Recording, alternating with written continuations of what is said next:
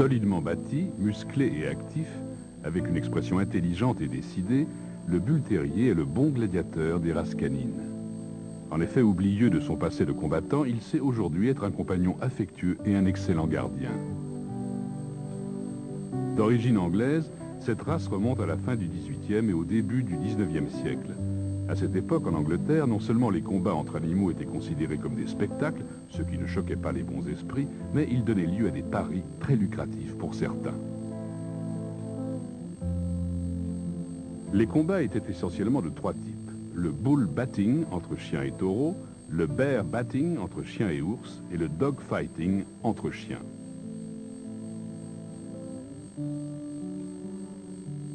Paradoxalement, ce fut la décision prise par le Parlement anglais en 1835 d'interdire tout combat entre animaux qui fut à l'origine du développement de la race du bull terrier.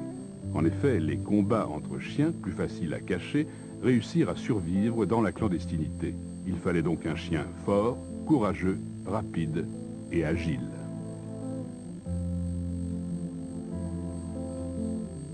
Le croisement du bulldog et du petit terrier anglais donna le Bull Terrier, l'ancêtre du bull terrier actuel.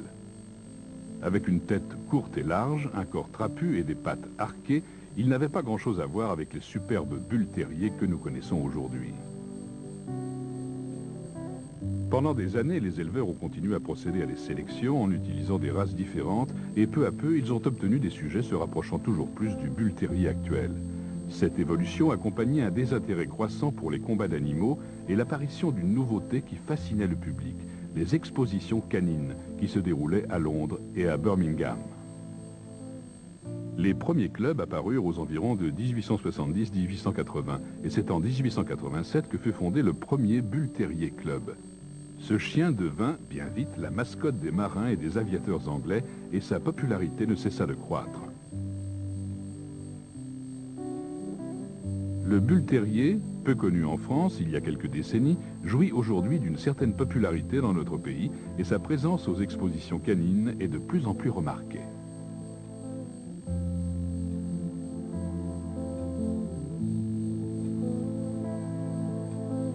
Le Bull Terrier est un chien de taille moyenne, bâti solidement.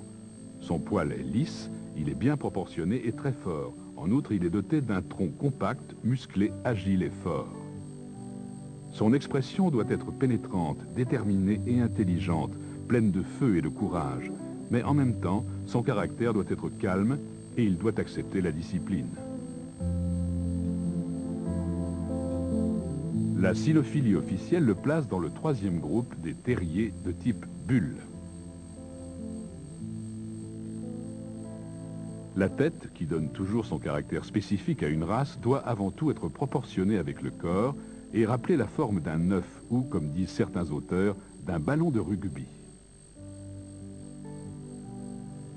Longue, forte et profonde à l'extrémité du museau, elle doit être parfaitement pleine avec une surface sans creux. Son profil doit être net, doucement courbé, sans interruption, et se terminer par une inclinaison finale au niveau du nez. La partie supérieure du crâne, entre les oreilles, doit être plate et le sillon médian peu marqué. La lèvre doit être sèche, bien tendue et peu développée, avec des commissures labiales invisibles. Les dents, devant présenter une fermeture en ciseaux, doivent être saines, propres, fortes, d'une bonne taille et parfaitement régulière. L'expression, à la fois pénétrante et malicieuse, typique des bulles terriers, est donnée par les yeux qui doivent être marron très foncé, triangulaires, placés près l'un de l'autre, obliques et bien enfoncés. La distance entre la pointe du nez et les yeux doit être à peine supérieure à celle entre les yeux et le sommet du crâne. Les oreilles, petites, fortes, fines et verticales, sont placées assez proches l'une de l'autre et se dressent verticalement au-dessus de la tête. Le cou, très musclé, un peu incurvé, s'affine vers la tête, tandis que de l'autre côté, ils se font harmonieusement dans le tronc. Il ne doit pas présenter de peau en excès, ce que l'on appelle des bajous. Les épaules, bien que fortes et musclées, ne doivent pas paraître lourdes. Les omoplates, larges et plates, doivent être près du thorax et former par leur inclinaison et celle de l'humérus un angle quasiment droit. Les antérieurs, modérément longs et parfaitement parallèles, doivent avoir une ossature ronde et forte permettant au chien de pouvoir se placer solidement comme sur des colonnes robustes.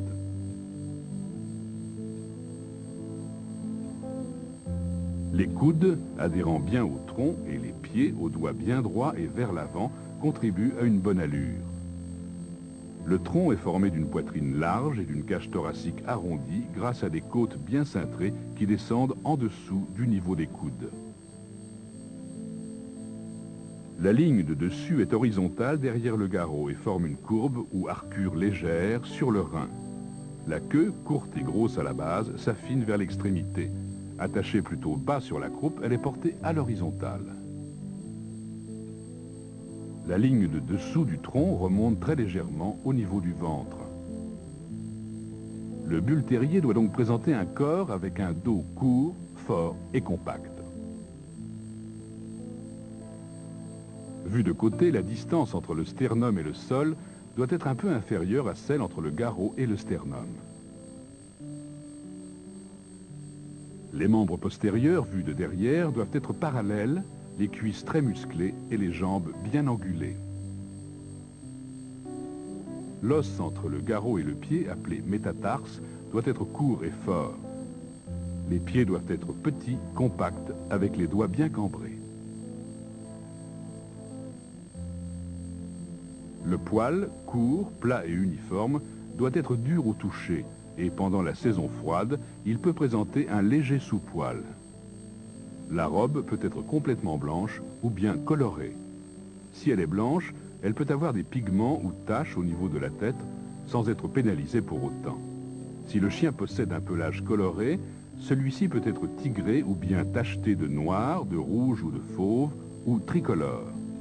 La couleur doit toujours être en quantité supérieure au blanc. Le bull terrier n'a pas de problème de taille, car il n'y a de limite ni de poids ni de hauteur, à condition que dans l'ensemble, le chien soit harmonieux. Il faut toutefois savoir que si la hauteur d'un bull terrier est inférieure à 35 cm, il entre dans la catégorie des bull terriers miniatures. Pour cette race, le mouvement est très important. Or, seule une construction correcte permet d'obtenir cette allure souple qui la caractérise, avec une bonne extension de l'avant-train et une poussée importante des membres postérieurs.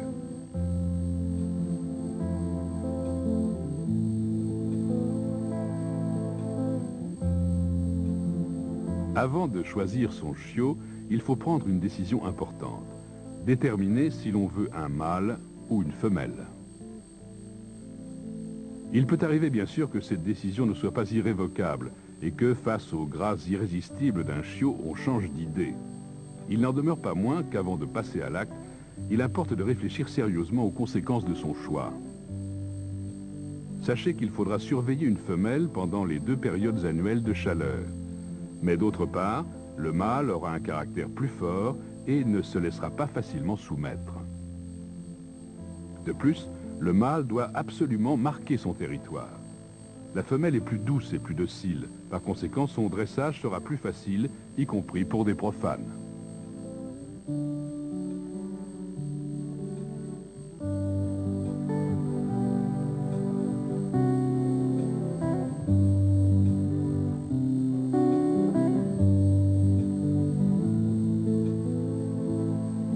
Pour l'achat d'un chiot, il est préférable de s'adresser à un éleveur qualifié, avec un affixe reconnu par la cynophilie officielle française. Il pourra vous donner des informations et vous aider pendant toute la vie du chien. Il peut arriver que dans certains élevages spécialisés, au moment de votre demande, il n'y ait pas de chiot disponible. Dans ce cas, vous pourrez en réserver un de la portée suivante et pendant ce temps-là, faire connaissance avec les futurs parents. Le chiot choisi devra avoir sur le ventre et à l'intérieur de l'oreille un tatouage avec un numéro indiquant sa provenance.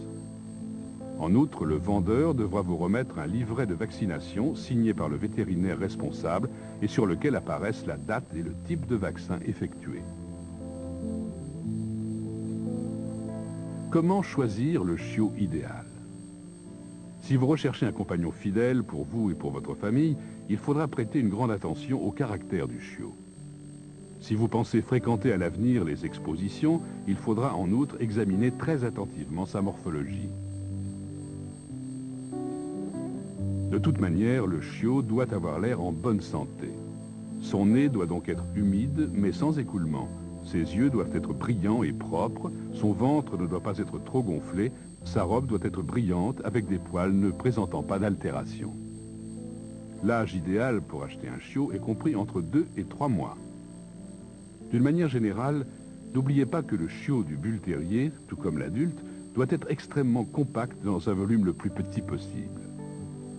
Par conséquent, les sujets avec un aspect gracile, dotés d'une ossature fine et d'un thorax étroit, doivent être écartés. Dans l'ensemble, un chiot de 2 ou 3 mois doit déjà paraître très solide. À cet âge, la tête n'est pas encore définie, mais il est possible de déterminer si elle est typique grâce au profil du museau et à sa profondeur, ainsi qu'à l'expression du regard.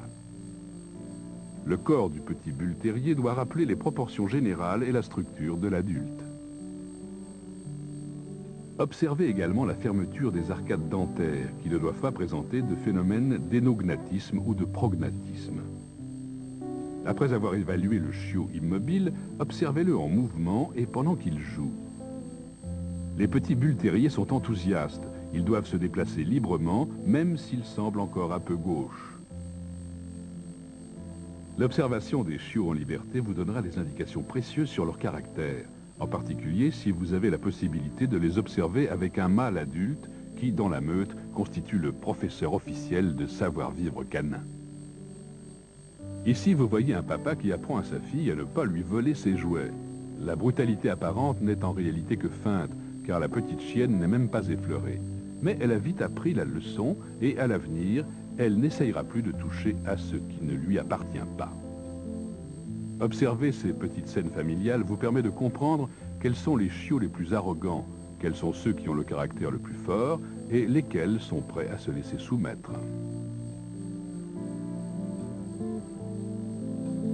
Mais il est important également d'observer la manière dont les chiots se comportent avec des humains. Ceux qui sont dotés d'un caractère dominant s'approcheront des visiteurs sans hésitation, tandis que d'autres pourront rester à l'écart, montrant des signes de timidité. Un test assez significatif sur la réaction face à la coercition peut vous aider à déterminer quels sujets sont prédisposés à l'agressivité. Renversez doucement un chiot sur le dos, puis essayez de le maintenir dans cette position avec une main. Le chiot qui se rebelle violemment fait preuve d'un caractère dominant. En revanche, celui qui, après une première réaction, se résigne à la situation pourrait s'avérer être un sujet facile à éduquer. Celui qui n'oppose aucune résistance pourrait être un adulte très docile, mais peut-être aussi un sujet assez timide. Il faut savoir que ces tests, même s'ils sont le fruit d'études sérieuses, n'ont qu'une valeur indicative et non pas absolue. Nous vous invitons à vous renseigner auprès de l'éleveur qui vous indiquera le meilleur sujet. En effet, il sera sûrement en mesure de vous conseiller le meilleur choix pour vous.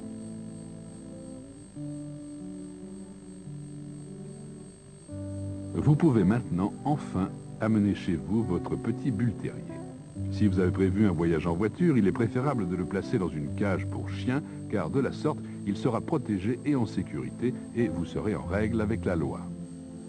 Chaque fois que vous transporterez votre chien en voiture, qu'il s'agisse d'un chiot ou d'un adulte, n'oubliez pas de vous garer à l'ombre, avec les fenêtres légèrement ouvertes. Le soleil sur l'auto provoque un effet de serre très dangereux, qui est à l'origine de coups de chaleur, risquant d'entraîner la mort du chien.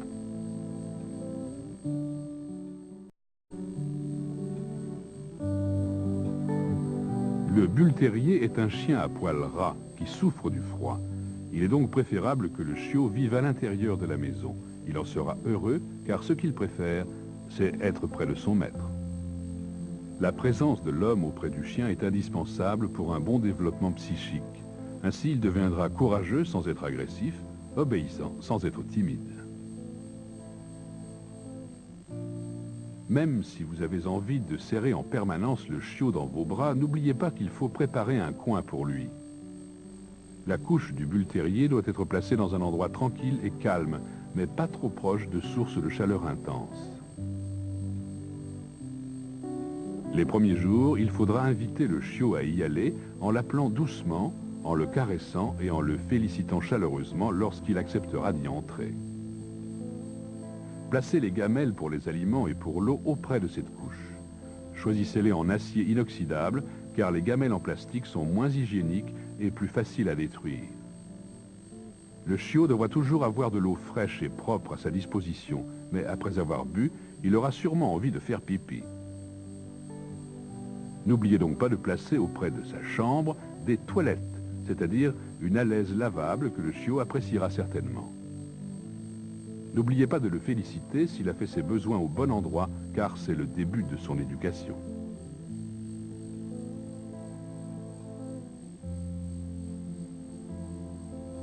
Pour le chiot, le passage de l'élevage au foyer familial constitue un stress. Il faudra l'aider grâce à votre affection et votre protection, mais il faudra également lui dicter dès le début les règles de base de son éducation. Le petit bull terrier ne sait pas encore comment il doit se comporter. Par conséquent, il risque, en toute bonne foi, de faire de grosses bêtises. Éduquez-le en lui apprenant tout d'abord la signification de l'ordre « non », que vous prononcerez d'un ton sec et décidé en vous aidant de gestes clairs.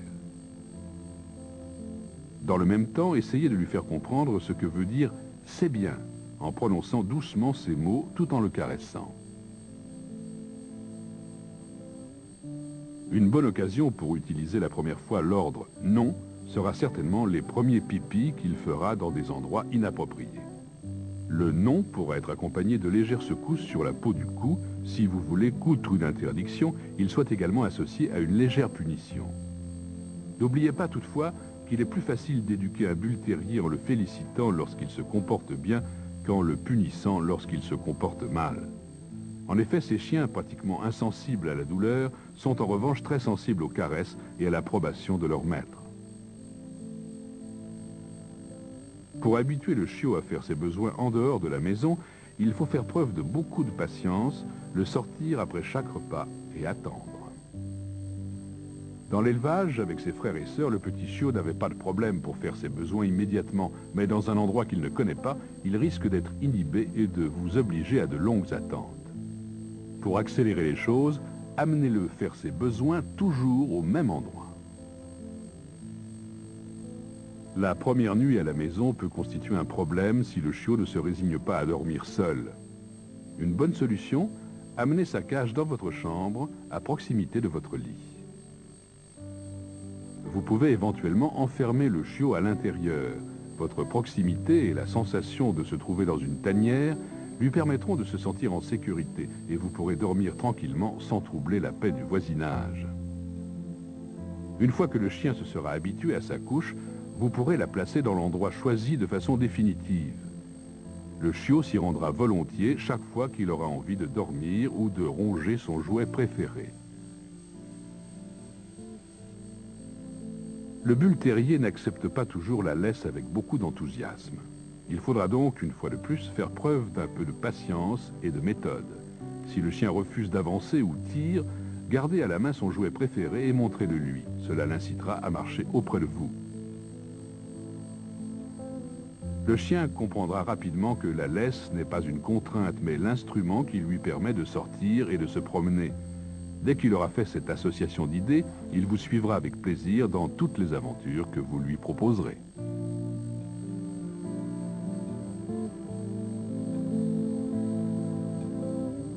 Un bull terrier de compagnie peut également être dressé. Il n'est pas indispensable de lui enseigner les exercices de défense, mais il est possible et très utile d'obtenir une bonne réaction aux exercices d'obéissance.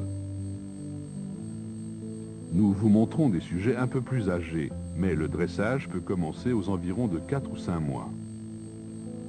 Pendant cette période, le jeune chien est très réceptif et n'a pas encore développé complètement son indépendance. Par conséquent, le travail sera plus facile. Le premier exercice que l'on enseigne est la conduite en laisse. Après avoir donné l'ordre au pied, donnez des petits coups sur la laisse pour attirer son attention. Récompensez-le avec des gourmandises et des caresses lorsqu'il se comporte bien. Lorsque le chien saura marcher en laisse, vous devrez aussi l'amener promener dans des endroits fréquentés pour qu'il s'habitue à la présence humaine et au bruit de la rue. Il est important qu'il voie des gens pour sa socialisation, mais il est utile également qu'il rencontre souvent d'autres chiens pour qu'il apprenne à être amical et non pas agressif à leur égard. Lorsque le jeune chien rencontre un de ses semblables, le conducteur devra le caresser et lui donner de petites tapes amicales sur le cou pour qu'il se détende, désamorçant toute éventuelle agressivité. Sur le terrain de dressage, après quelques leçons en laisse, il faudra lui apprendre l'ordre « assis » qu'il faudra lui donner chaque fois qu'il s'arrête. Pour le lui apprendre, posez une main sur le postérieur du chien et en appuyant, invitez-le à s'asseoir. Avec l'autre main, maintenez sa tête haute en agissant sur la laisse. Après l'ordre « assis », il faudra lui apprendre « couché ». Faites asseoir le chien, puis doucement, tirez vers ses pattes avant de manière à l'obliger à prendre la position voulue. Tout le dressage doit être marqué par un caractère ludique pour le chien qui doit apprendre à obéir en s'amusant.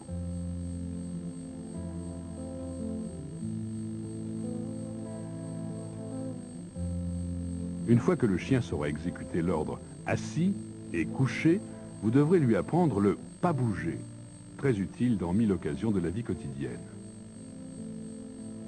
Mettez le chien par terre et donnez-lui l'ordre « pas bouger », en étendant une main vers lui et en lui faisant comprendre avec une main ouverte qu'il doit rester immobile.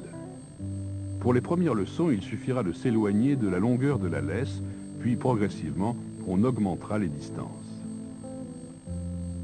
Au bout de quelque temps, le chien restera immobile, même si son maître s'éloigne de plusieurs mètres. Dans les compétitions de travail, cet exercice est toujours suivi d'exercices de rappel, au cours desquels le chien doit accourir rapidement, s'asseoir face au conducteur et, à l'ordre « au pied », revenir s'asseoir sur le côté gauche de celui-ci. Il est très important de le faire jouer systématiquement après chaque exercice. Le chien travaillera avec joie s'il sait qu'il sera récompensé et qu'il pourra ensuite jouer avec sa balle préférée. Le bull terrier peut être dressé à la défense également, mais il ne faut pas oublier que c'est un travail délicat, réservé à des professionnels compétents et ayant reçu la formation adéquate. Il est préférable de commencer avec un jeune chien de 7 ou 8 mois et de donner aux exercices une forme de jeu, en stimulant ses instincts prédateurs et jamais son agressivité. On fera jouer le chien avec un chiffon agité au bout d'un long bâton. Un chien possédant les qualités caractérielles voulues mourra d'envie de l'attraper et il ne se plaindra pas s'il effectue de spectaculaires glissades après s'être élancé. Une fois que le chien aura attrapé le chiffon, le figurant devra se rapprocher, commencer à le toucher et à le caresser et de temps en temps faire semblant de le frapper avec le bâton pour l'habituer à ce mouvement, même si en réalité le chien n'est jamais touché.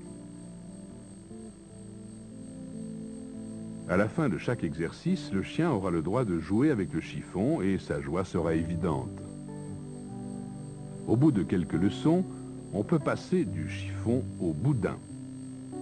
Il s'agit du même exercice, mais cette fois, c'est le figurant qui tient le boudin au bout de la main et c'est lui qui va entamer un véritable combat ludique avec le chien qui, une fois encore, sera le vainqueur. Le troisième et dernier passage, prélude aux véritables exercices de défense, est celui où le figurant porte un manchon protecteur. On continuera à stimuler le chien en jouant, en s'éloignant et en se rapprochant, jusqu'à ce que, le moment venu, il puisse enfin mordre. Une brève lutte, et une fois de plus, le chien obtiendra en récompense le manchon, exprimant sa joie par un tour d'honneur spectaculaire. Calmement et progressivement, toujours en s'amusant avec votre chien, vous pourrez obtenir un bull terrier doux et équilibré, mais capable également de mener des attaques décisives.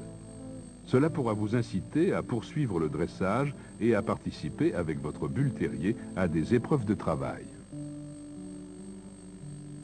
Ce n'est pas la race la plus facile du monde, certes, mais il n'est pas impossible de parvenir tout de même à d'excellents résultats. Il suffit de faire preuve de beaucoup de patience et de beaucoup d'amour envers son chien.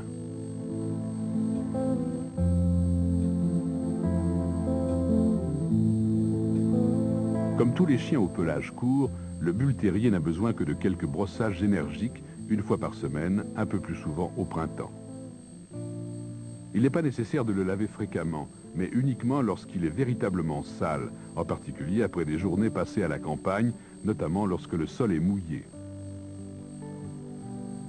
Pour faire briller le pelage, il est conseillé de passer un chiffon doux après le brossage. À cette occasion, le chien sera également examiné en détail pour vérifier qu'au cours de ses promenades, il n'a pas ramassé des parasites tels que des puces ou des tiques. L'entretien de la robe doit être associé à l'hygiène corporelle. Il faudra utiliser 2 mouchoirs humides pour nettoyer les yeux afin d'éviter qu'une éventuelle infection d'un œil ne contamine l'autre. Si vous observez des sécrétions lacrymales trop abondantes, des rougeurs de la sclérotique ou une irritation de l'iris, n'hésitez pas à consulter le vétérinaire. Les oreilles doivent également être nettoyées périodiquement avec un produit que l'on trouve dans le commerce. Après avoir mis les gouttes, il faut masser le cartilage de l'oreille à proximité du crâne, puis enlever la saleté avec un coton-tige. Les ongles s'usent généralement tout seuls, mais chez certains sujets, ils poussent et résistent à l'usure. Il faut alors les raccourcir avec un coupe-ongle. Il ne faut couper que la pointe des ongles, en veillant à ne pas toucher la partie la plus proche du doigt qui est vascularisée.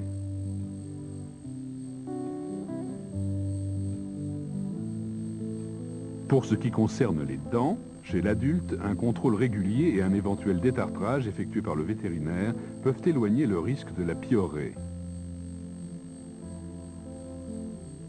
Nous avons examiné le toilettage indiqué pour un chien de compagnie. Mais sachez que les sujets d'exposition exigent quelques attentions supplémentaires. Le bull terrier a un poil très ras qui laisse entrevoir le rose de la peau, en particulier sur la tête. Pour éviter cet effet peu esthétique, on a l'habitude de maquiller les chiens d'exposition pour rendre le pelage le plus blanc possible. Le premier pas consiste à passer sur la tête du chien une graisse qui facilitera l'application d'autres produits. Le premier de ceux-ci est une crème blanchissante que l'on applique avec les mains sur l'ensemble de la tête et en particulier sur le contour des yeux. Ensuite, on utilise de la fécule de pomme de terre que l'on étale sur toutes les parties blanches afin d'obtenir l'aspect le plus net possible. On la passe au pinceau, à rebrousse-poil, mais les retouches finales se font avec les doigts. Un bon coup de brosse complétera votre travail et retirera toute la poudre en excès. Il faut alors parachever votre œuvre, c'est-à-dire égaliser les poils du museau avec des petits ciseaux adéquats. Votre bull terrier est maintenant prêt à monter sur le ring.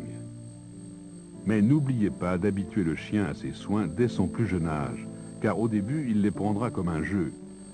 Ce n'est qu'avec le temps qu'il comprendra qu'il lui faut faire preuve d'un peu de patience s'il veut devenir un véritable champion.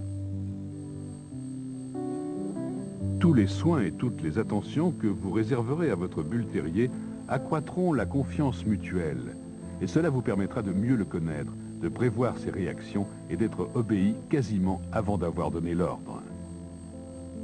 Dire qu'un bull terrier et son maître peuvent communiquer par un regard n'est pas une figure de style.